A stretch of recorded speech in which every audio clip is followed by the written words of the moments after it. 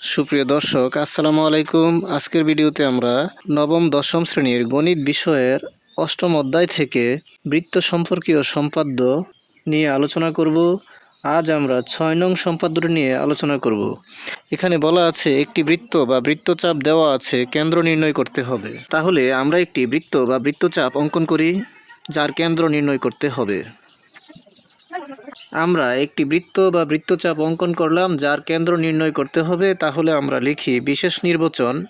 তাহলে আমরা বিশেষ নির্বাচন লিখলাম যে একটি বৃত্ত বা বৃত্তচাপ দেওয়া আছে, বৃত্তটির বা বৃত্তচাপটির কেন্দ্র নির্ণয় করতে হবে।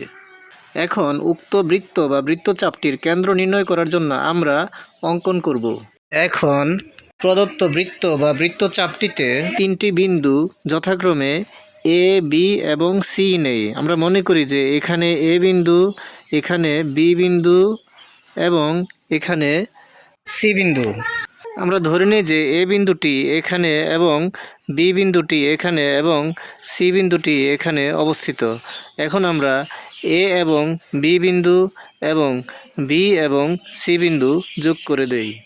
তাহলে এ বিন্দু এবং বি বিন্দু যোগ করে দেই, আবার বি বিন্দু ও সি বিন্দু যোগ করে দেই। যোগ করার ফলে আমরা এই বৃত্তে দুটি যা পেয়ে গেলাম, একটি হচ্ছে এ বি আর একটি হচ্ছে বি সি। এই এ বি এবং বি সি যা দুটির লম্ব সমদ্বিখণ্ডক অঙ্কন করি। এখন আমরা এ বি যা এর লম্ব সমদ্বিখণ্ডক অঙ্কন করার জন্য একবার এ বিন্দুতে বসিয়ে আবার বি বিন্দুতে বসিয়ে এ বি যা এর অর্ধেকের বেশি ব্যাসার্ধ নিয়ে উপরে এবং নিচে দুটি করে বৃত্তচাপ অঙ্কন করি।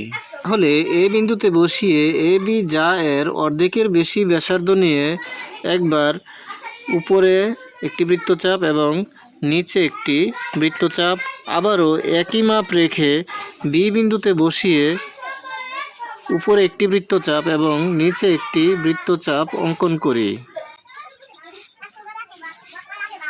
এখন বৃত্তচাপদ্বয় যে বিন্দুতে ছেদ করে সেই বিন্দু বরাবর স্কেল ধরে আমরা এ বি যা এর উপর লম্ব সমদ্বিখণ্ডক অঙ্কন করি।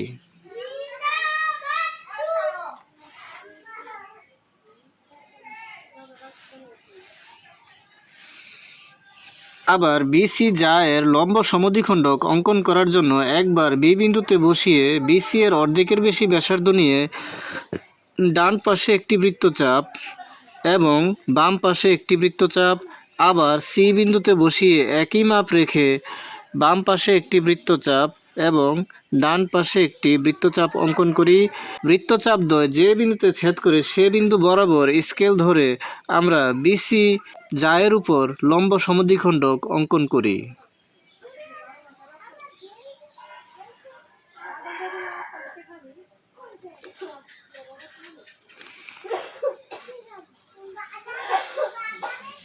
এখন আমরা লম্ব সমদ্বিখণ্ডক দ্বয়ের নামকরণ করি। এ বি যা এর যে লম্ব সমদ্বিখণ্ডক তার নাম দেই ই এফ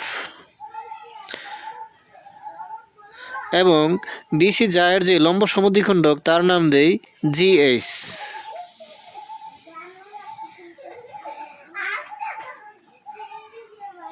আর এই জাদ্বয়ের অর্থাৎ এ বি এবং বিসি জাদ্বয়ের যে লম্ব সমদ্বিখণ্ডক তারা যে বিন্দুতে ছেদ করেছে তার নাম দেই উ বিন্দু।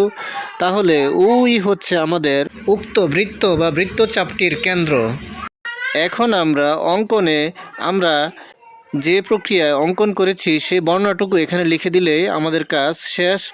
আর সম্পাদ্যের বেলায় আমাদেরকে সাধারণ নির্বাচন, বিশেষ নির্বাচন আর অঙ্কন পর্যন্ত বর্ণনা লিখলেই যথেষ্ট। তবে চিত্রটি অবশ্যই নিখুঁতভাবে অঙ্কন করতে হবে। তাহলে আজকের ভিডিওতে এ পর্যন্তই। ভিডিওটি ভালো লাগলে লাইক, কমেন্ট ও শেয়ার করে দিবেন এবং চ্যানেলটি সাবস্ক্রাইব করে পাশে থাকার অনুরোধ জানিয়ে সকলের সুস্বাস্থ্য কামনা করে এখানেই শেষ করছি। আসসালামু আলাইকুম।